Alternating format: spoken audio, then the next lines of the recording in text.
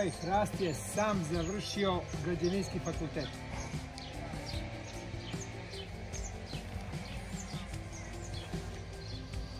Poštovani gledalci, dobar dan. Ja sam Goran Mitić, Mita, fizičar ili kako da kažemo Mita fizičar, najkraće. Mešavina fizike, spoj fizike i metafizike. Danas se nalazimo u hladovini najstarijeg živog bića na Balkanu. Mi se nalazimo u hladovini hrasta koji je star 1028 godina. To na Balkanu nema tako starog živog bića kao što je ovaj hrast.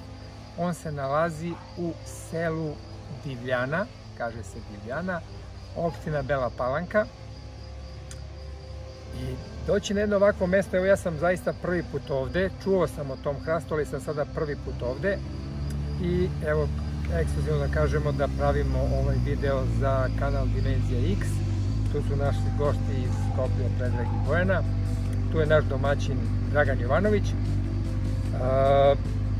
Mene je to podsjetilo i povezalo, znači cela ova priča kad sam video, znači taj hrast, kad sam ga doživeo lično i kako on izgleda i kako je samog sebe izbalansirao kao da je završio građevinski fakultet, iako je njegovo telo, da kažemo, i šuplje bukvalno iznutra, on je samog sebe izbalansirao tako da se zaštiti od svih, da kažemo, mogućih mehaničkih naprezanja koje bi možda mogle da ga obore, mada je ovdje došla i zavetrina i ovo jedno zaista pitamo mirno mesto.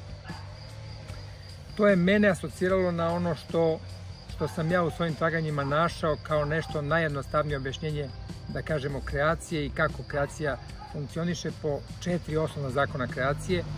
Ti postojiš, sve je jedno, jedno je sve, onako kako ti deluješ tako ti se vraća, i četvrti zakon je sve je u neprekidnoj promeni osim prva 3 zakona koji uvek važe.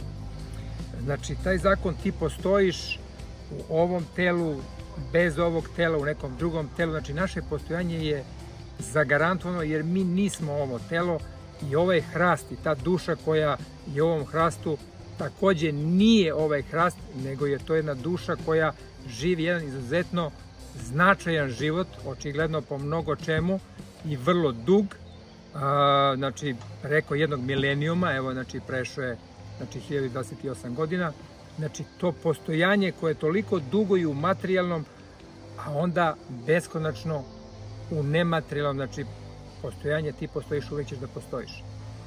Onda drugi zakon, sve jedno, jedno je sve.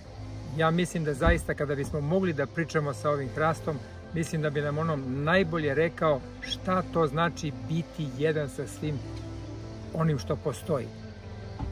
Jer je on tu, na ovom mestu, znači više od 1000 godina, bukvalno mogao da to potpuno saživi, oživi, i ja mislim da je to i suština onoga što je to drvo, da kažemo, duša u tom drvetu realizovala, znači tu jednotu sveopštu, da nema dva, da je samo uvek jedno i da je to sve i da je to sve opet jedno.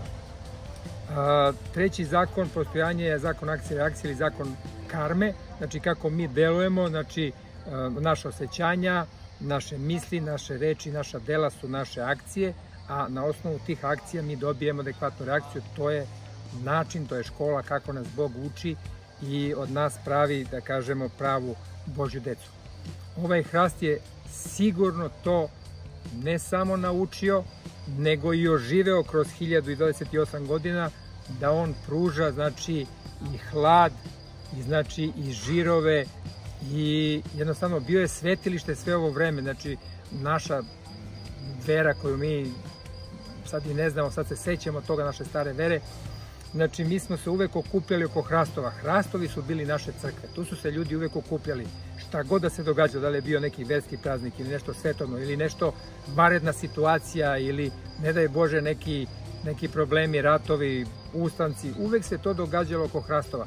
Tako da je taj hrast uvek bio domaćin svim tim skupovima, zaštitnik svemu tome, zato ga i zovu zapis ili zaštitnik, znači to su sveta drva postala kroz sve to vreme, i oni su bukvalno jedna pisana istorija, odnosno ne pisana istorija, ali zapisana u Akašiju, u onome što taj hrast svedoči, šta se sve događalo ne samo ispod njegovih grana u njegovoj hlodovini, nego u ne znam kolikom širokom regionu ovaj hrast, da kažem, ima svoj uticaj, jer on sigurno da ima vrlo veliki uticaj na vrlo velikom, da kažemo, dijametru u odnosu na ovu lokaciju. Znači, svedok toga kako je on svojim mirom, kako je on svojim samodavanjem i ljubavlju koju je on pružao, znači, svoj toj, da kažemo, prirodi oko njega, uspeo da tako dobru karmu stvori da bi mogao toliko dugo da živi. I evo, ja pozivam sve gledalce da se mole za ovaj hrast, da mu se usmerava pažnja, da mu se daje energija, da on što duže poživi i da što duže služi čitavoj kreaciji i pre svega ovdje na Balkanu gde on zaista, da kažemo, etalon mudrosti, dugovečnosti, zdravlja i, da kažemo, nekog korena koji on, ali u smislu duhovnom, znači koren koji on drži i to naše vraćanje tim korenima upravo bi trebalo se odigrava oko ovakvih drveća, a i oko njega samo.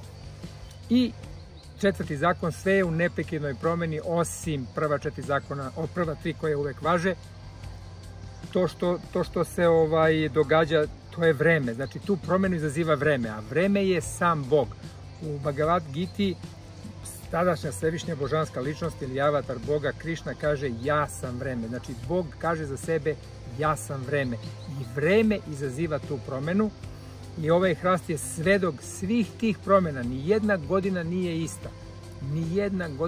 ista, ali mi se neprekidno krećemo i planeta oko Sunca i Sunce oko, da kažemo, oko galaksije, oko centra galaksije i oko tog kraka, oko ose podružne tog kraka u kojoj se mi nalazimo, znači naša galaksija ima 4 osnovna kraka, znači to nikada nije isto.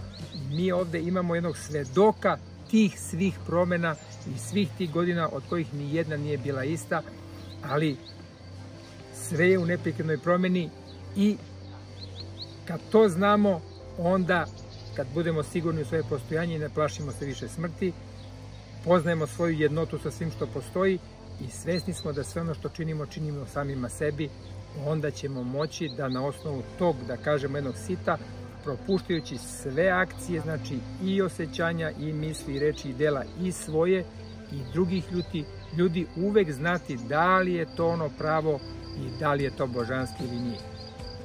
Evo, neka ovo bude sve za ovaj put. Ja vas zaista pozdravljam i još jednom vas pozivam, molite se za ovaj hrast, usmerite vaše misli na njega i pomolimo se da on što dugo potraje i u zdravlju, i u radosti, i u miru koji nam daje. Veliki pozdrav, do narednog viđenja.